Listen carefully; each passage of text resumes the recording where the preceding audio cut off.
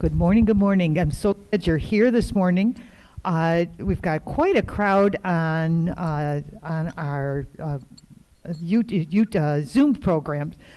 You're here at a humanist meeting, and humanism is a philosophy informed by science, inspired by art, and motivated by compassion. Humanists strive to lead meaningful and ethical lives. We use reason and empathy to guide our decisions and actions. We live meaningful lives because we honor the fact that this is the only life of which we are certain. As a humanist, we affirm the dignity and worth of all people. We do this not only to acknowledge all that humans have accomplished in the arts and sciences and humanities, but also simply for the possibility of peace and well-being when people interact with respect for one another. Al Christians is our reader this morning. And I'm going to ask him to come up to the mic and do our reading. Thank you, Al, for doing this. Okay, now you've seen my sticker here. I voted.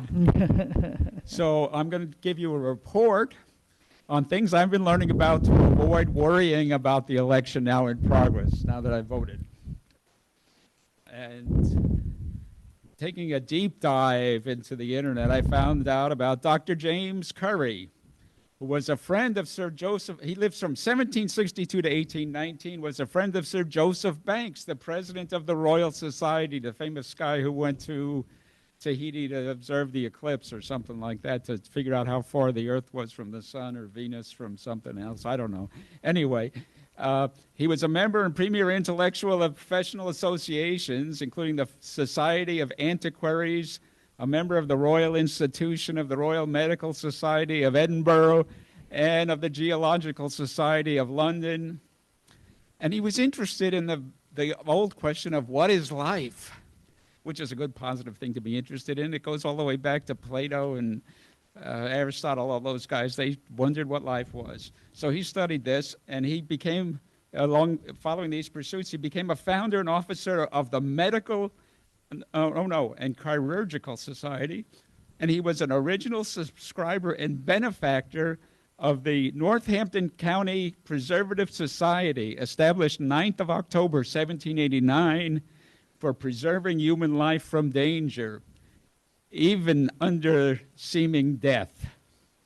Curry's enduring contribution to medicine was his pioneering work on resuscitation. In 1792, he wrote popular observations on apparent death from drowning, suffocation, etc. He distinguished for the first time between apparent death and absolute death. He wrote that absolute death in 1817, quite a bit later, he wrote that absolute death can only be confirmed by putrefaction of the body. Subsequent reports from plausible sources confirming this follow. The Sunday Times of London, December 30th, 1838, tells of a man in France who interrupted his own burial by banging on the coffin lid from the inside as the first dirt was being shoveled on it. The coffin was open, and he was found with his winding sheet unwound. They pulled him out of the coffin, but he had gotten so tired of unwinding his winding sheet that the physician was unable to keep him alive. In 1877, a woman in Naples was buried with full rites of the Catholic Church, an elaborate funeral. After a few days, her tomb, however, was opened to add another corpse, and hers was found with clothes torn off and wounds indicating a struggle to try to escape, but she was dead. There were stories like this all over Europe through the 19th century. All these kinds of stories of premature burial. But so that in 1885, the Bavarians, the Germans, very efficient, solved this problem by promulgating official regulations for the prevention of premature interment. Whether that worked or not in Germany or not, this question spread to the United States. In 1896, an American funeral house manager estimated that approximately 2% of corpses exhumed showed conclusive evidence of premature burial. And then we get in 1905 a monumental book by William Tebbs, who was a fellow of the Royal Geographical Society, but he had a co-author listed on the book. He published the book. The co-author was, his title was United States Army Medical Inspector. He was an MD, the co-author, but of course he had died a year or two before the book came out. But this 1905 book, which you can find today on Project Gutenberg online, and I looked at it last night, you can find it, that what he found, he just gives the bottom line on all this. I'll conclude with this. 219 cases of near live burial. These are close calls, well documented. 149 cases of live burials. 10 cases of live dissection. Albert. And 2 cases of awakening while being embalmed. But all of a sudden, this has gone away. We don't think about this anymore. Nobody cares about it. And the reason is, oh, well, there is no reason. Happy Halloween.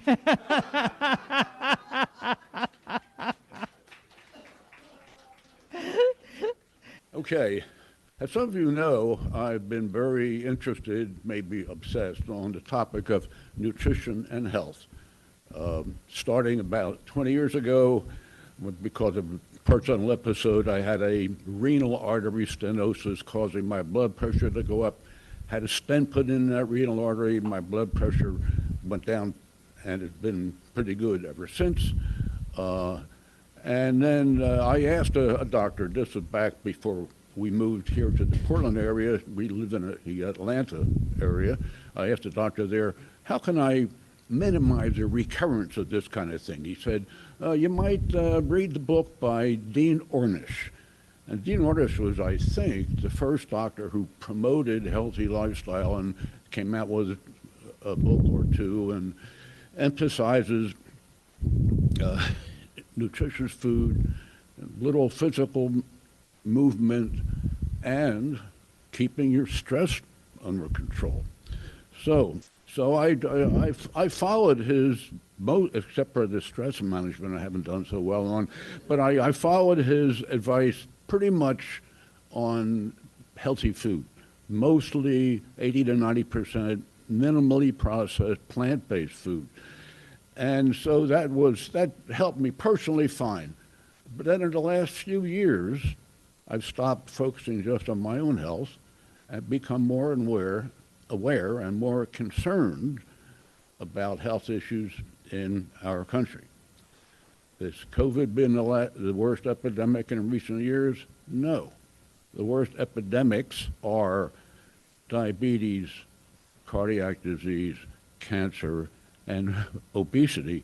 The rate of obesity has gone way, way up, which makes all those other chronic diseases much more likely.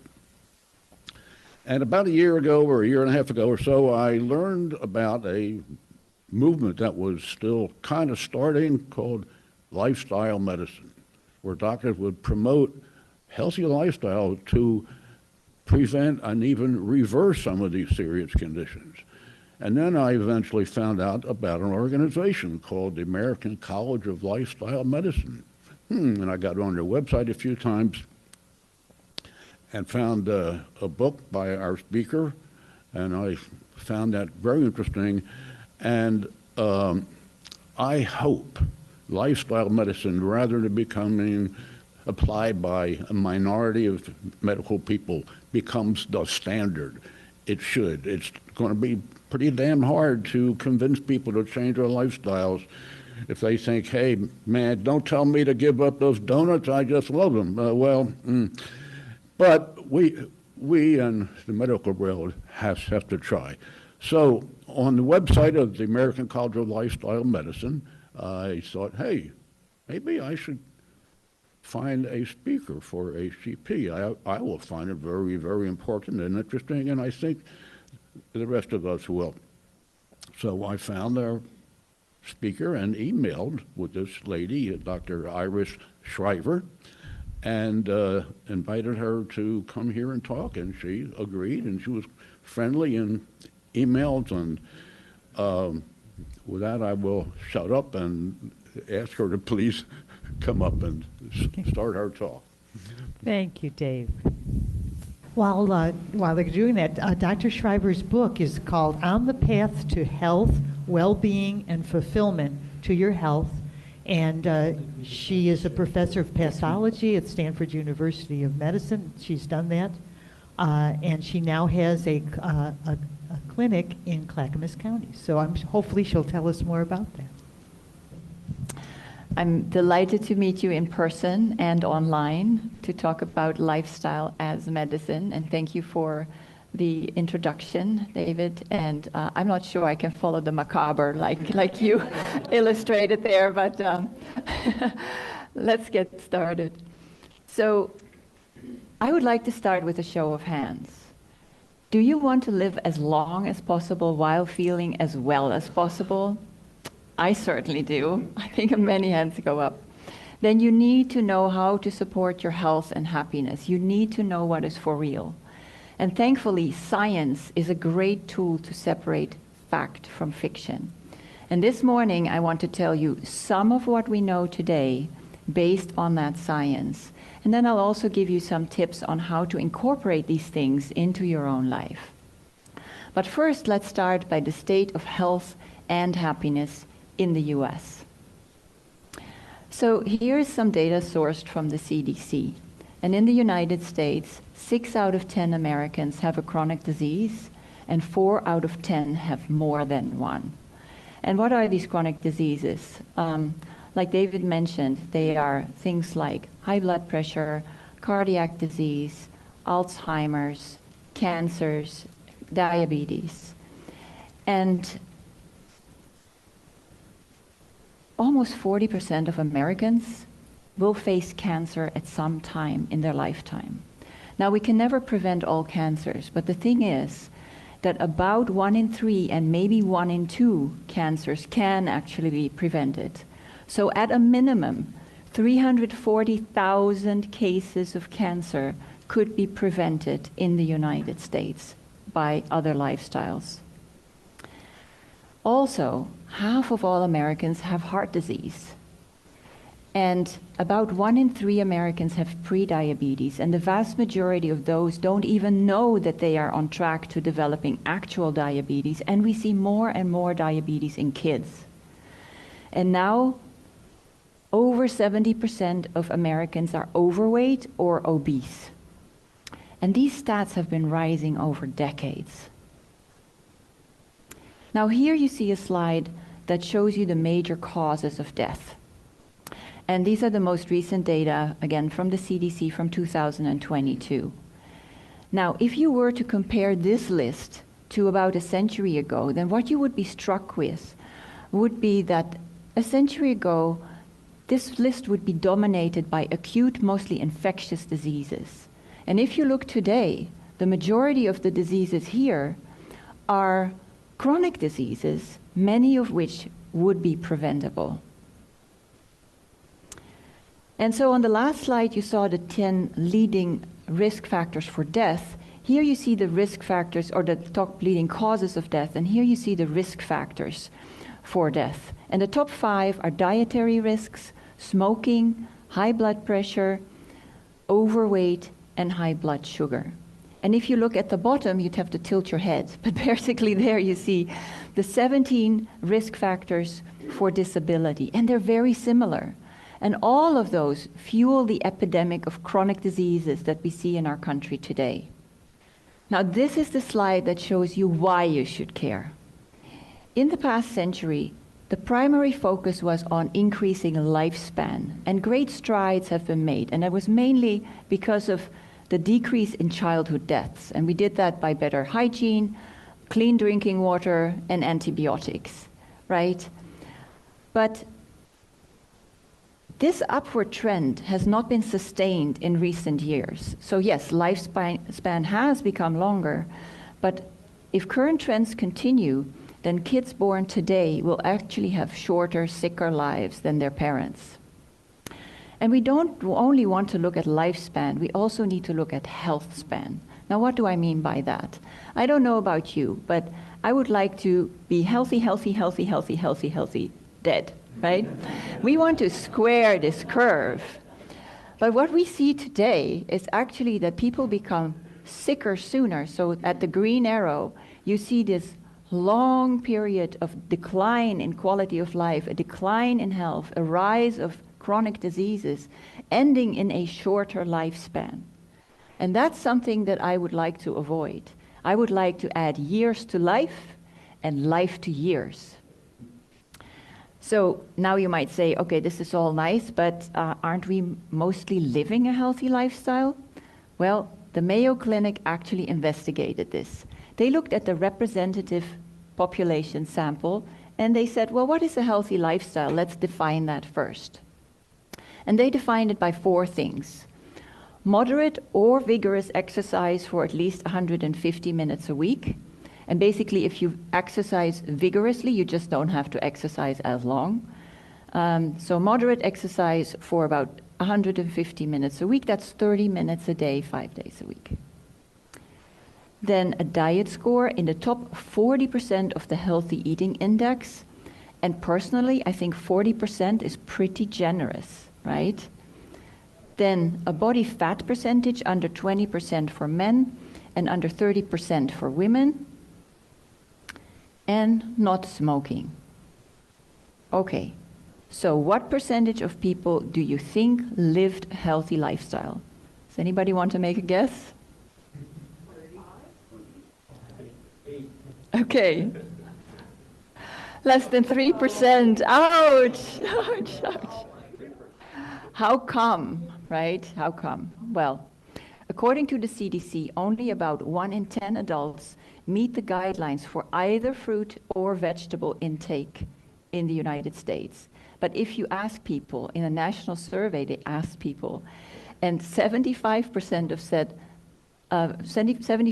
of people said that they lived a pretty healthy lifestyle and that their diet was pretty good. So there is a huge discrepancy between our perception and the actual reality. There is a reason for the acronym of the standard American diet. It's SAD. Which of course evokes the question, what are we eating? Well, the total amount of meat consumption has risen by 40% since 1961. And it has dramatic effects on our health, but also on our planet. And if you look at the graph here, exactly there, you can see that the United States, apart from Hong Kong, which is the blue dot above it, is actually the greatest meat consumer in the world. And even though meat is indeed an issue, and I don't know why part of the slide isn't showing here, there. It has an effect on the environment as well. But the answer is not as simple as, oh, we're eating meat. The answer is actually we're eating a lot of processed foods. And we're going to get to that a little bit later in the talk. What I want to focus on first is this very illustrative and very alarming set of maps. This is from 2004 to 2019. And what we see here, let me just guide you through it. More obesity is darker blue, more diabetes is darker red, and the two together gets to purple. So what we're seeing from 2004 to 2019 is an alarming increase in the two together. And obesity is a risk factor for chronic disease, for disability, and for premature death. And the American Medical Association in 2014 finally recognized obesity as an actual disease. And obesity is rising. More than 42% of Americans today are obese. And there is no difference between men or women or between age groups. Now you have to realize that there's a lot of shame about overweight and obesity, and I would like to step away from that. It's actually it's one of my core missions to step away, stop shaming and blaming, because the system is rigged toward obesity. And it's very difficult to avoid if you don't have a lot of background or knowledge about how to do that. Now, I don't just want to talk about nutrition, so let's also briefly look at physical activity. Nationally, only about 1 in 4 adults meet the national physical activity goals. But the range in individual states is wide. So if you look at the light green states, there only 1 in 12 individuals has enough physical activity in their day. And the highest is about 1 in 3, and that's the dark blue states. So even in outdoorsy Oregon, as you can see, we could do a little better. And then finally, in this snapshot, are we happy? Well, almost 1 in 3 people will have a serious mental health issue during their lifetime. And more than 1 in 3 Americans feel very lonely.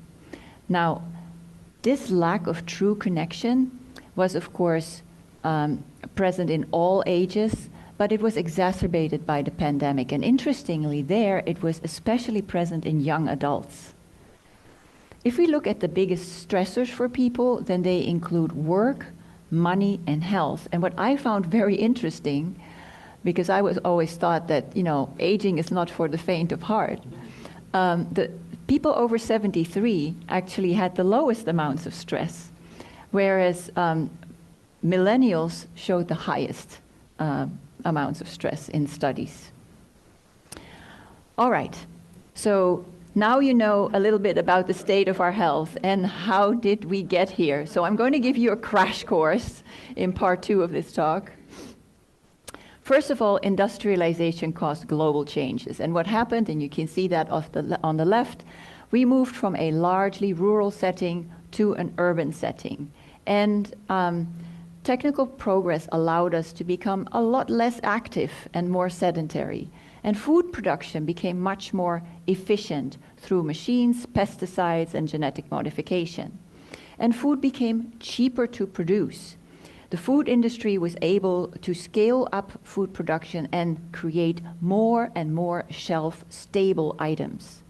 And what we consumed changed as well. It changed from staple foods such as tubers and grains to largely processed foods. And they typically have a lot of calories, but they do not have a good nutrition density.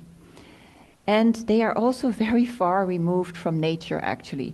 So instead of eating what you see there at the top of the slide, we started eating what you see at the bottom of the slide, and most of that is highly processed food, not very close to nature. And so we arrived at a new abnormal. And what we're actually eating now are what I like to call edible food-like substances. Here you can think about snacks, sodas, ready meals, and many other products that were actually derived from food, but that have very little, if any, intact food in them. And what they do have in them is added salt, sugar, and fat. And companies actually hire, I kid you not, craveability experts, so that you cannot just stop after that first potato chip. They really have these experienced experts. And of course, we all know about supersizing, and I think that this figure is very telling from the 1950s to now, where you can see the difference in the amounts of foods that are being served. Now, as I said, meat consumption is also a problem and has skyrocketed, and a lot of that meat is actually processed meat. So here you can think about your hot dogs, ham, bacon, jerky, lunch meats, all kinds of things like that. And so I have another question for you. Is it true or false? Processed meats are carcinogenic to humans.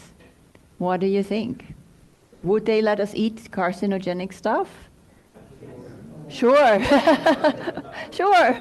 Unfortunately, yes. Just like tobacco and asbestos, processed meats are a group 1 carcinogen for humans, really, especially for colon cancer and stomach cancer.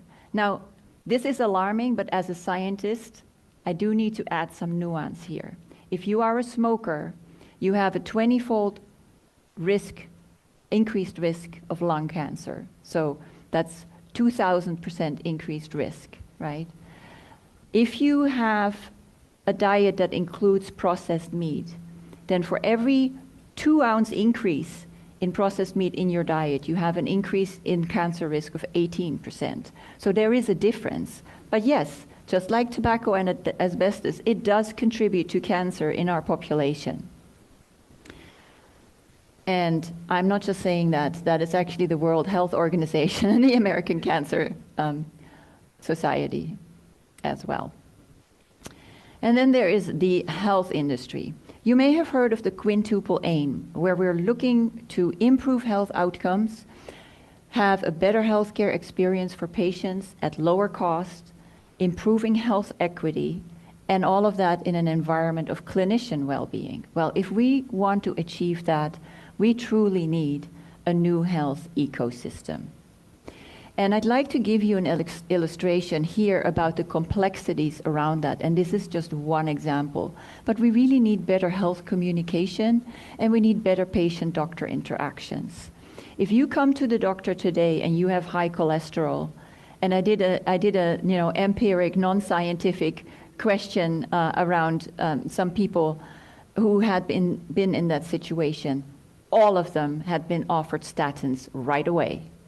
So there are reasons for that. First of all, patients expect to be prescribed a pill, and doctors have tremendous time pressures to just basically, get the problem fixed, get the patient out the door.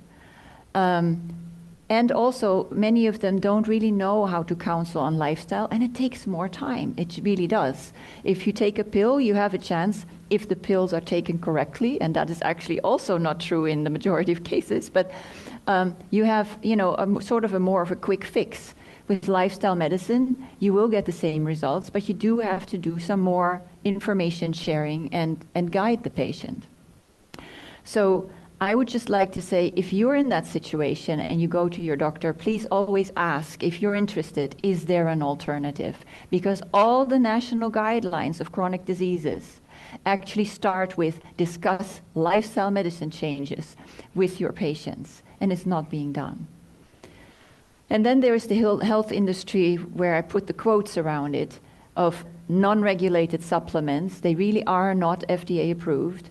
The alternative practices and the diet wars. And what we get there is not that beautiful fountain of information on the right, but rather the barrage of water from a garden hose, and it's very, very difficult to wade through all of that information. So the pharmaceutical industry, of course, also plays a role. And we sometimes forget that the pharmaceutical industry actually has had a major positive influence on human lives. And I do want to emphasize that, because in the big picture, prescription drugs have been game-changing. If you think about diabetes, if you think about infections and heart disease and cancers, all of these were drastically life-limiting only a century ago, right? But the drug industry has very deep pockets.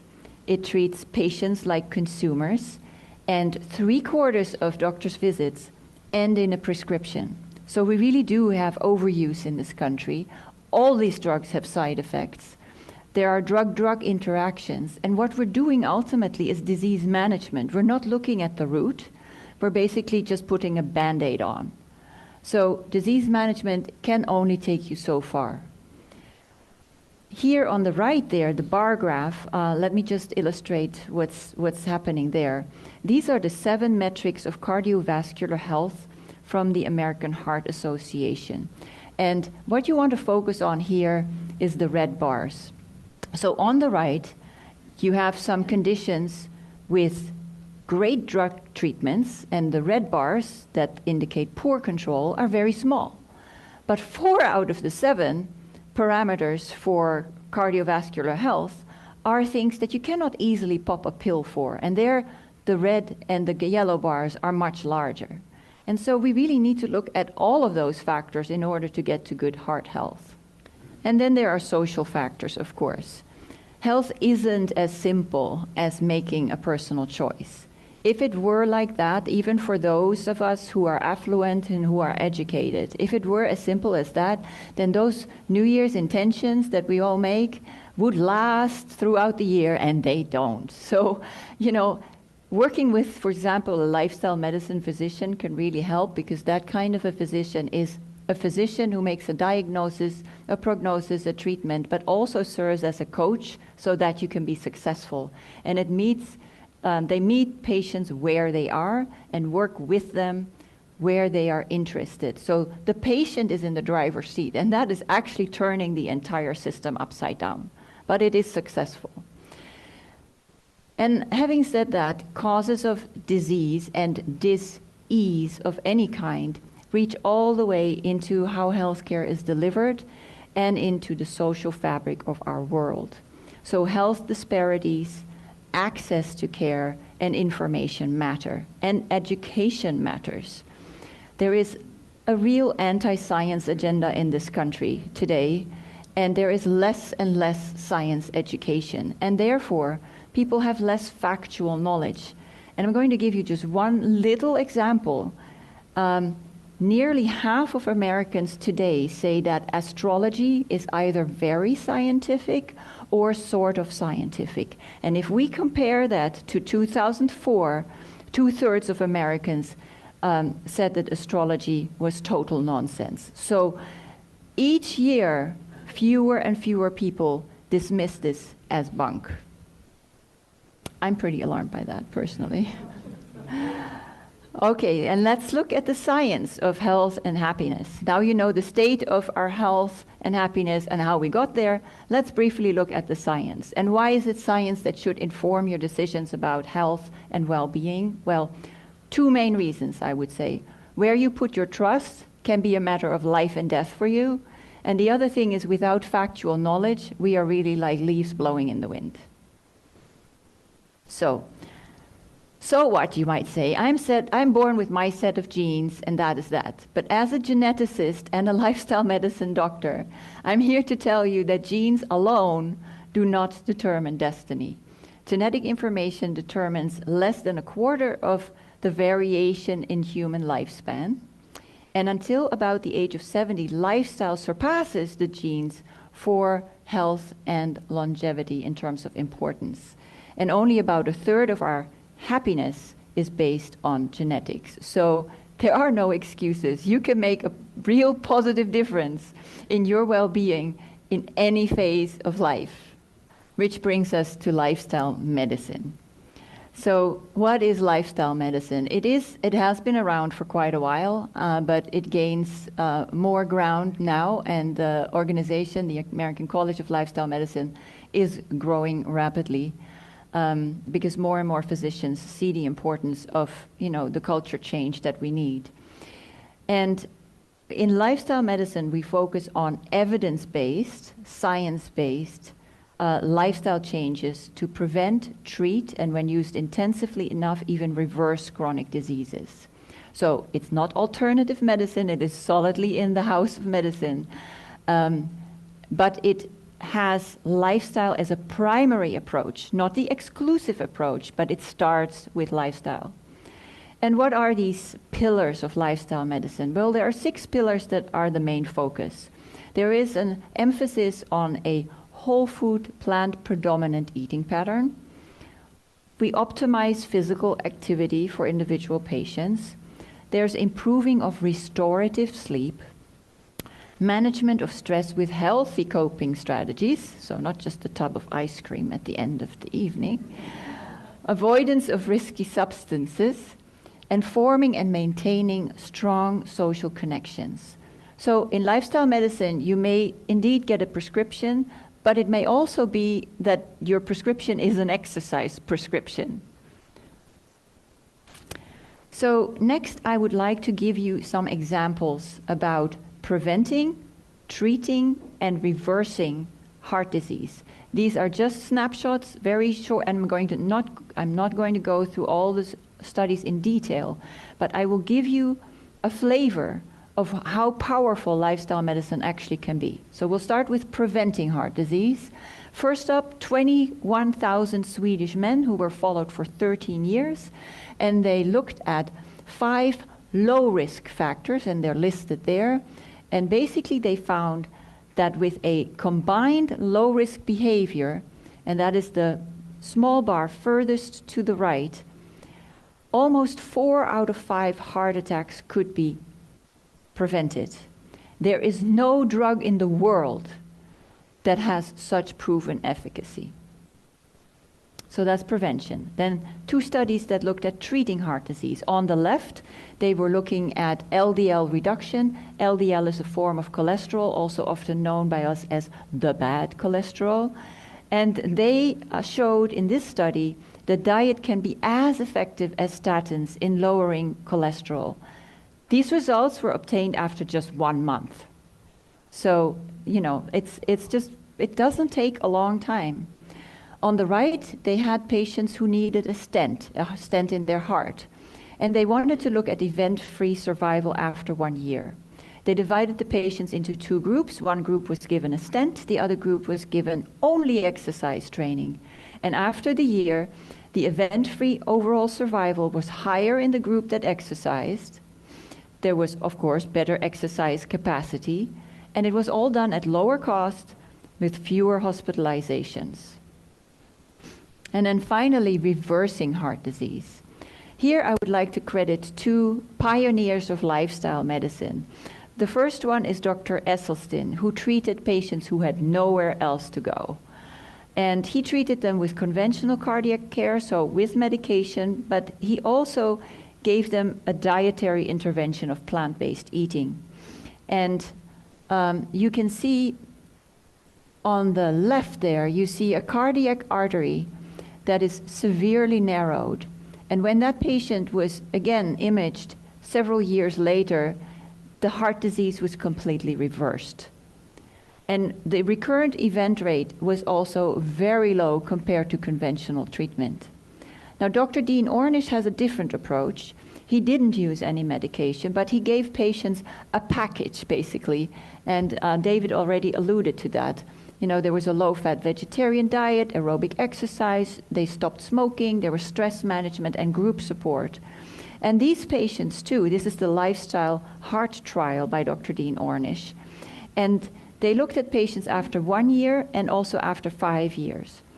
And there was more regression of disease after 5 years as compared to after 1 year. Whereas in the other group, the disease, the stenosis, the narrowing of the arteries just progressed. But there was true reversal in the patients who were following this program. Now, doctors at first didn't believe that this was possible, and now we have decades of science showing that this is actually really working. And I could have given you similar slides about diabetes as well. I just wanted to highlight one group of diseases, not to stand here for 2 hours. But now, what about the risk factors for heart disease? Here you can see the risk factors that we are familiar with, and some of these are recognized as individual diseases on their own, right? Chronic diseases are not separate entities. Their risk factors impact one another because they are happening inside one body, and they all lead to chronic inflammation. And I just want to emphasize that all things are connected. And if that is the case, then we should be treating chronic diseases much more comprehensively. Currently, they're really only dealt with one by one. So somebody develops obesity, that's treated. Diabetes, that's treated. But everything arises in one body out of an overall poor state of health. And so it's really just, you don't want to play whack-a-mole. You just really want to look at the big picture. And we can treat these diseases with drugs, for sure. But in many cases, you can just cut out the middleman eventually. And again, Dr. Dean Ornish had this phrase saying that instead of mopping the floor in medicine, as we often do, we can just turn off the faucet. And that's what we do in healthcare, We now know that we can use food as medicine, not just food to help us with healthy eating or prevention, but actually as medicine, tailored to individual patients in terms of what they need and where their shortfalls are. And then a doctor who doesn't know about nutrition is like a fireman who doesn't know about water. And this is John Robbins who made this statement. Now, unfortunately, more than 70% of medical schools actually don't teach even the minimum of nutrition hours, which is 25 hours in their curriculum, throughout the medical school curriculum. So your doctor may not even know how to cancel you. I certainly didn't know before I started lifestyle medicine and became board certified. So it is, doctors just have not been trained in this, and that too is a real tragedy. Now let's go to happiness as well in the context of lifestyle medicine. I like the framework of positive health. Now what's that? You take the 6 pillars of lifestyle medicine and you combine them with positive psychology. Now what is positive psychology? Well, traditional psychology essentially fixes what's wrong. You have a problem, you go to a psychologist, they help you fix what's wrong. With positive psychology, we're much more interested in building what's strong. So if you do that, then you have your 6 pillars, you apply positive psychology, and that creates positive emotions. Now, motivation can get you going, and that's what we see on January 1st, but it doesn't keep you going unless you have positive emotions. And with positive emotions, you can sustain healthy habits and vice versa. And it is much more powerful, and you're much more likely to succeed doing it that way. And that way you can increase your physical, your mental, your emotional, and social well-being. So, are health and happiness connected? The answer is yes, and that seems intuitively right, but now there's also evidence to back that up. And one differentiating factor is probably behavior. People who are happier are more likely to have healthier health behaviors and vice versa. And happiness has been associated with a reduced risk of chronic inflammation and a lower risk of diseases like stroke and high blood pressure. But, and this is really important, so please pay attention now. Health and happiness, or happiness, is not a guarantee for good health, because there are no guarantees in life. And we all have a tendency of all or nothing thinking. This is so important to emphasize, because everything I'm telling you is from large population studies. So when we look at people at a population level, then absolutely these things hold true. But many people know some old curmudgeon who is watching television for 10 hours a day and who's eating his donuts and who is just not interested in any social connections and is smoking cigars all day and still lives to be 100. Okay, so these people are outliers. That's not the norm. And vice versa, unfortunately, that's true too. Remember that first slide where I told you that maybe up to half cancers in the US could be avoided because of lifestyle. What we're doing is mitigating risk. But at some point, we will all deal with sickness, old age, and death.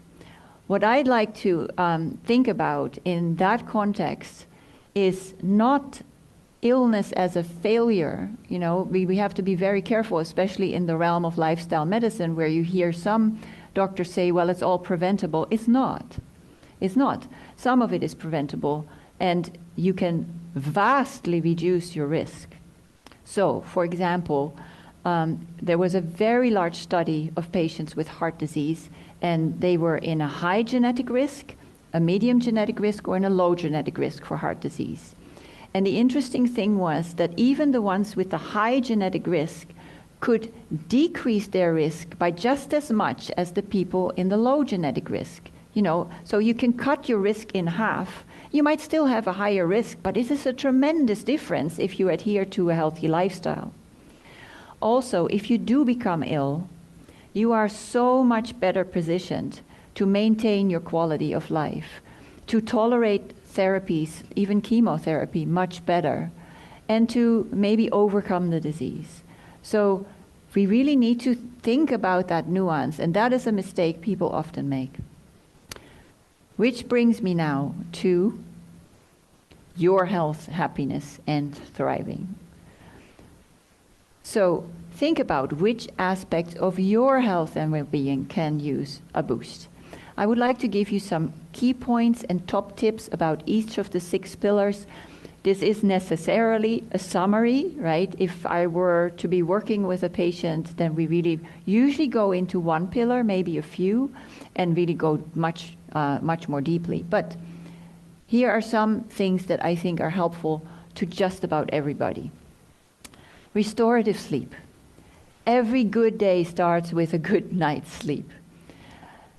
The recommendation is 7 to 9 hours for adults overall, and yet on average Americans sleep less than 7 hours a night.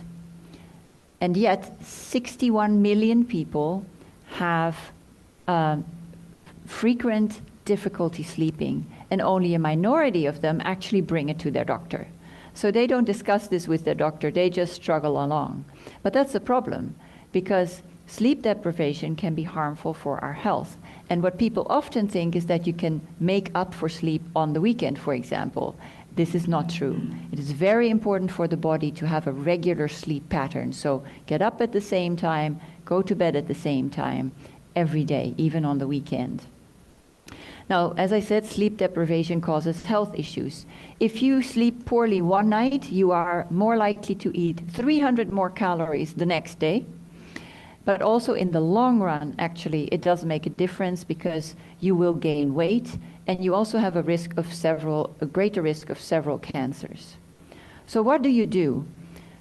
If I were to work with a patient, of course, I look at what type of sleep disturbance there is. You know, do they have a hard time falling asleep? Do they wake up in the middle of the night? Do they wake up too early?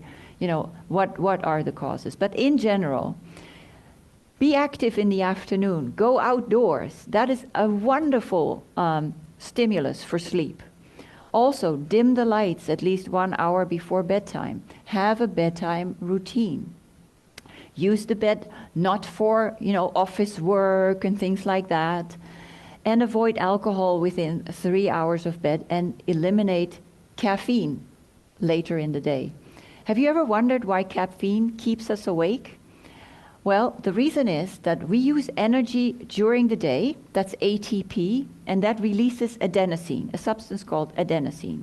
This adenosine accumulates during the day and eventually becomes a powerful stimulus for sleep. Now, as it happens, caffeine and adenosine use the same brain receptor. So if you have coffee late in the day, all of that caffeine is on those receptors. The adenosine cannot attach, and you will stay awake. That's how that works. All right, physical activity. You may have heard it said, sitting is the new smoking. And it is actually true, and it's fascinating, because sitting increases the risk for disease and death independent of age, body mass index, and overall physical activity level and gender. So even if you're exercising a lot, if you also have prolonged, uninterrupted periods of sitting, you will also have an independent risk factor for death and disease. So what do we do about it? I want to highlight to people in general that exercise is something to do to get fit, which benefits all areas of our life. It is not the way to weight loss. Of course, it can support weight loss because it supports so many other aspects of our lives, but it is not the way to lose weight. And exercise is very good for mental health as well, because it increases norepinephrine, which helps us with attention and focus. And it also helps the hippocampus, which has the 3 M's, mood, motivation, and memory. So physical activity really gives that a boost as well. Now, top tips, do what you like. If you start jogging because you think you have to start jogging and you hate jogging, you're not going to continue the jogging. So do something that you like. Try and find something that you actually enjoy. And move every hour. If you have a Fitbit or another device like that, you can get a warning that you need to make 250 steps each hour. But you don't need a device. You just need to remember to get up frequently. Even when you're watching TV, go get a glass of water, go to the bathroom, just move a little bit. And I always dislike giving patients an extra job to do, as in an extra, exercise regime. If it's possible, I would like them to build movement into their days as much as possible. Park a little further away. You know, take the elevator. Not take the elevator. Take the flight of stairs. And if you cannot take 10 flights of stairs, start with one and then take the elevator. There's so many little tweaks we can make in our lives to actually get a little bit healthful, more healthful in a playful way. Nutrition, very important. Now, one of the things that I think is the most important for all of us is to get back to a normal relationship with food. And also a normal relationship with normal food.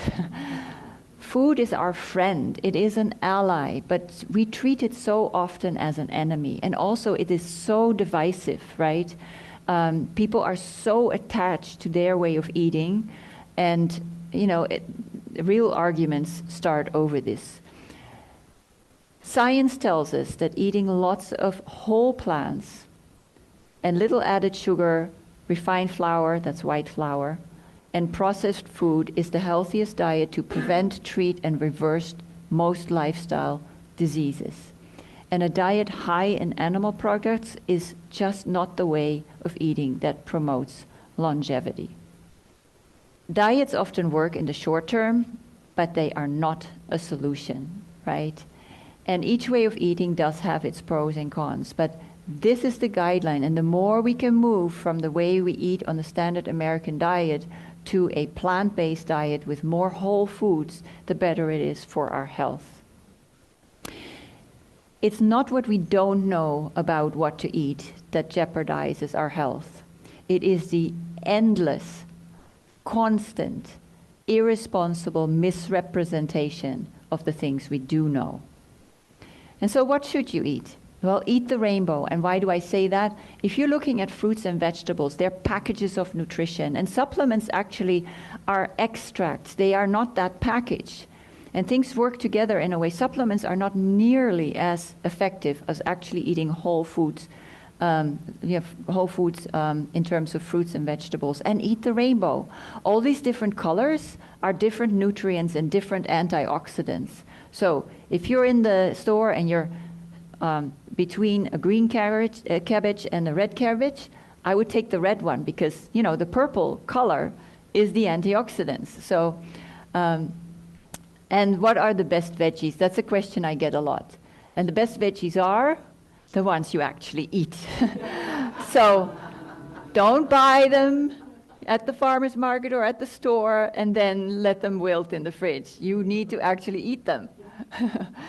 If you want to have reliable information about nutrition in bite-sized manners, then you can look at Dr. Michael Greger's nutritionfacts.org. It's free.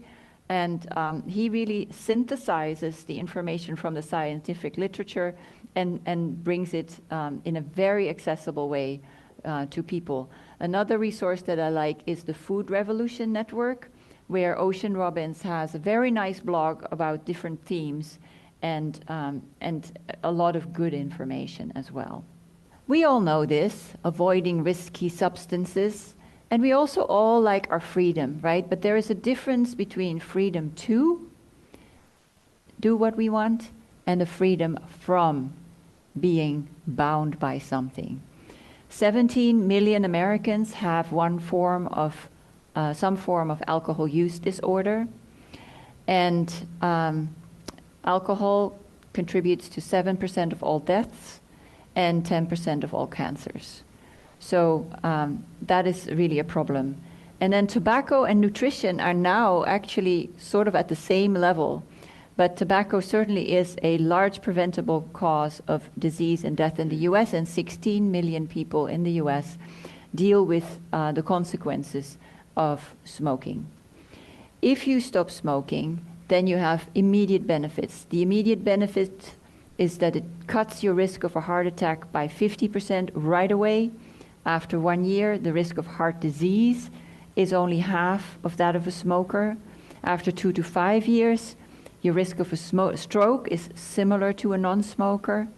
After 10 years, the risk of lung cancer is reduced by 50%. And if you stop smoking, you lower your risk of premature death, lethal cancers, heart attacks, and strokes. And of course, you improve your quality of life overall. And then stress management. You are not a zebra. And I take that from the book by Dr. Robert Sapolsky. The thing is, with animals, including zebras, if the lion charges, there's an acute stressor, and after it, it's either done or the zebra is done with, right? So the stress is over. What we see in humans is much more chronic stress, and it's the chronic stress that is so detrimental to our health. Now, stress is not all bad. There is bad stress, and then there's eustress. Eustress might be, giving a talk to a friendly group of people. It might be, you're going to a wedding and you're a little stressed about it, but you're looking forward to it. That is eustress. It's actually good for you, and it relaxes your heart arteries. But the chronic stress affects health, behavior, and willpower as well. So what can we do about it? First of all, let's be less busy. What we see in our society is that being busy is a status symbol, and it is sort of a badge of honor. I have been to so many talks where the speaker said, "Oh, I just put this together at 2 a.m. Well, first of all, I think it's kind of rude to the audience. But second of all, it emphasizes this, look how stressed I am, and yet I'm here. And that's just one example. We all do it, though. If you're retired also, you're like, oh, I'm really, really busy. And of course, we fill our time with lots of interesting and important things. But let's not use it as a status symbol. Also, if you're working, use your earned vacation time. This is a real problem in the US. We all drink the Kool-Aid, and then, vacation time is something not to be taken. That too is sort of a badge of honor if you don't do that. But it causes problems, and they know that in Japan. So in Japan, there was so much in terms of health concerns, suicides, heart attacks, strokes, and other conditions that were caused by overwork. They even have a word for it, karoshi. And in 2014, it finally received legislative attention. So it's important for us to also, recharge our batteries. How can you do that? Well, physical exercise is a great way to do it. It actually is a way to treat depression without medication in quite a few people. And meditation, such as mindfulness-based stress reduction, is another way to support willpower and to reduce stress. And then positive social connection. The largest study on this topic is more than 75 years and followed people through medical exams, questionnaires, also looked at their families, and the single most important factor for happiness and health was actually good social connection. And introverts, rest assured, it's not about how many friends you have on Facebook. It is about trusting solid relationships, and it can be just one relationship. It just, the intimacy, the trust, the support needs to be there. That's what's important. And so live long and prosper through positive social connection. You can measure positive social connection, and I think that's very interesting as well, because with positive social connection, our oxytocin goes up, that is the love hormone. Serotonin goes up, that is the feel-good hormone. And then there is also dopamine that goes up, and that is the reward and pleasure hormone. And then there is GABA inhibition, so that's anti-anxiety. And it's not just humans. If you have a pet and you cuddle, then it's actually measurable, the same effect in the companion animal as in humans. And it's micro moments of connectivity as well. So if you have a genuine, authentic interaction with someone at a store or at a bus stop or something like that, then that too really makes a difference. So love kindness, and compassion are life-giving sources. Almost done. In all of this, remember to be discerning. Our perceptions of what leads to health and well-being are strongly colored by many cultural influences and at times egregious manipulation. So indeed, be a health warrior and protect yourself from information overload. And then, if you're interested in learning more about separating fact from fiction, how science works, and how we make sure that we're not falling into these traps, then you might be interested in my book. And you can email me for a hard copy, or you can find it on Amazon. The ebook is, I think, $10, something like that. Also, if you'd like to become a patient, I'd be happy to hear from you. Or if you have any question after this talk, I'm always happy to connect at one of these email addresses. And I thank you for your kind attention, and I look forward to your questions. That was wonderful, and just such a strong, like how to be healthy, how to live well. I certainly think this group, as far as social, the Humanists of Greater Portland, we do a great job of bringing people together. So thank you. But we're going to take some time for questions now. We have two already from the Zoom audience. Now, guys, we're going to have a lot of questions, and got to keep your questions quick, short, one sentence of explanation. That's it. But here's a good one. What about preventing and dealing with the aftermath of stroke? This is from our Zoom audience. Gretchen had that question. Absolutely. So there we are looking at not primary prevention, but we're looking at secondary prevention. Mm-hmm. We are looking at how can we meet the person where they are and make sure that from now on they're going to live the healthiest life possible, again, starting where they are and with what they're interested in. But the same principles apply. Okay. If you already have a disease, or you have already had a catastrophic event, it is never too late to start, and you can reap great benefits. Perfect. How much exercise time should be aerobic, and how much resistance training? I think strengthening. Yeah. Yeah. So the recommendation is for people to do at least 150 minutes of exercise each week. If you do vigorous exercise, then 75 minutes is okay. Mm-hmm. Unless you are obese, then actually the recommendation is to basically do twice that.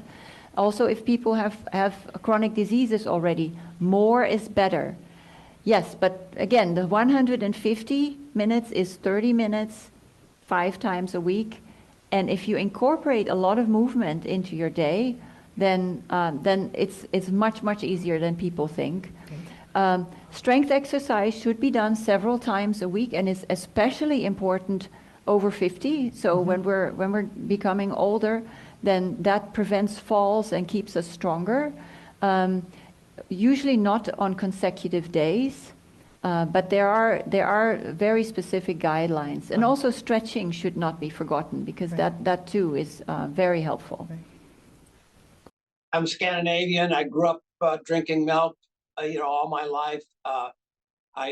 One time I heard that milk was added to the food chart by legislation. It had nothing to do with the doctors. Get your question. Question, please. Is that a problem or not? I'm curious. It is a problem. I grew up in the Netherlands, so same thing. We received milk in school. It's actually legislated in the United States that children have to be offered or given milk in school. This is a very strong push from the dairy industry. And milk is great for calves. Milk does not have health benefits excellent health benefits for our children. And the reason is that there's, animal fat, animal protein, which actually does not serve them in the long run over a lifetime. Good. Okay, questioner number 2, please. Okay, not too long ago, there was an episode of Adam Ruins Everything, where he talks about,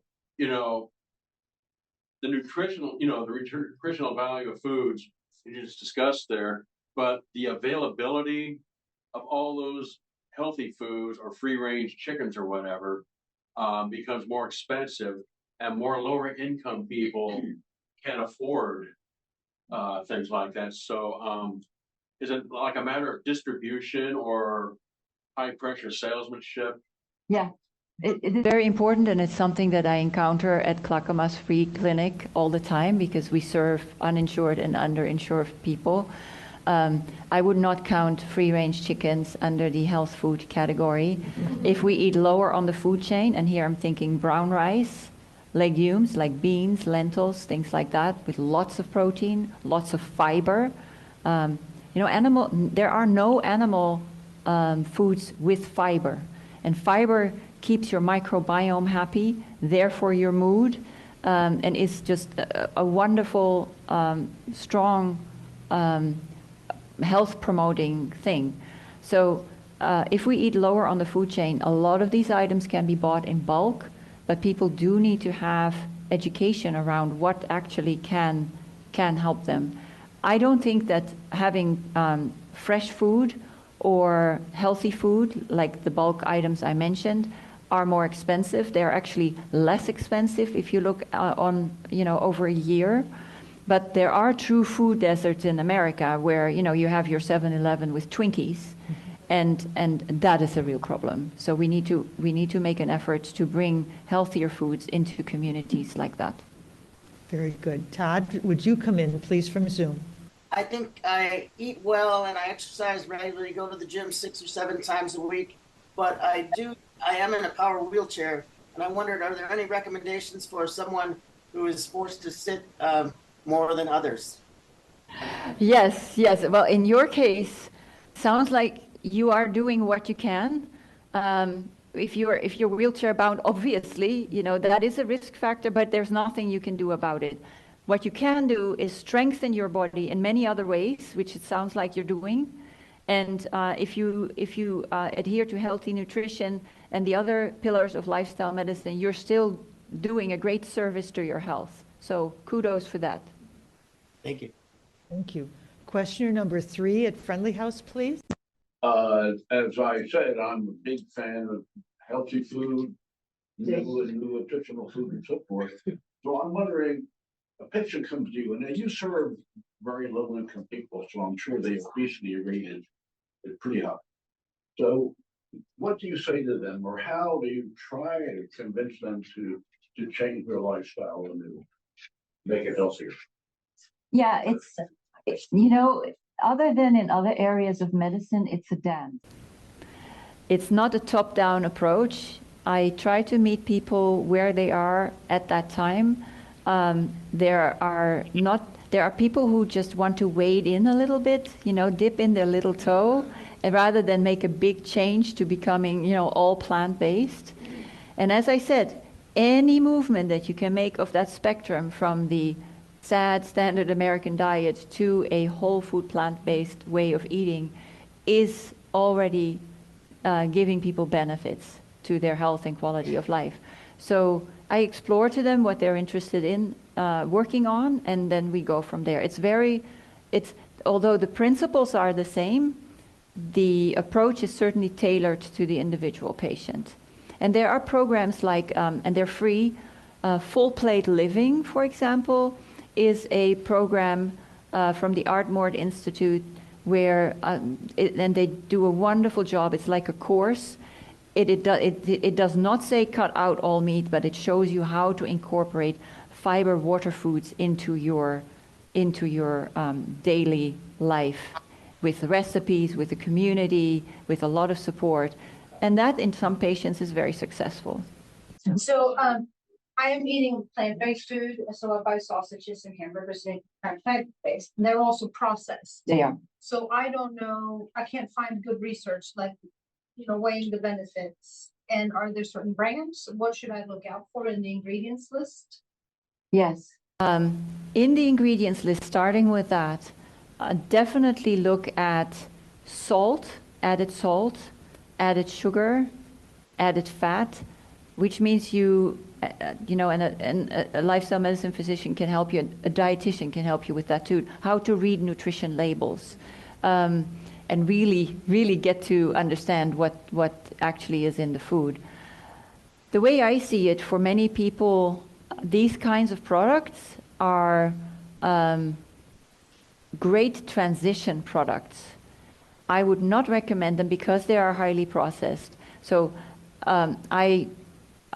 there are wonderful recipes with tofu, tempeh, seitan, even soy curls that they are processed, but they are not as processed as some of the things that you find in the, you know, in the supermarket that are really looking a lot like meat.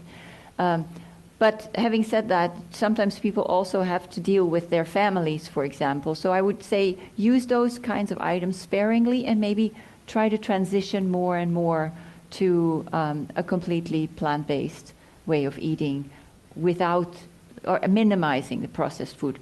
But, you know, fantastic that you're already eating that way.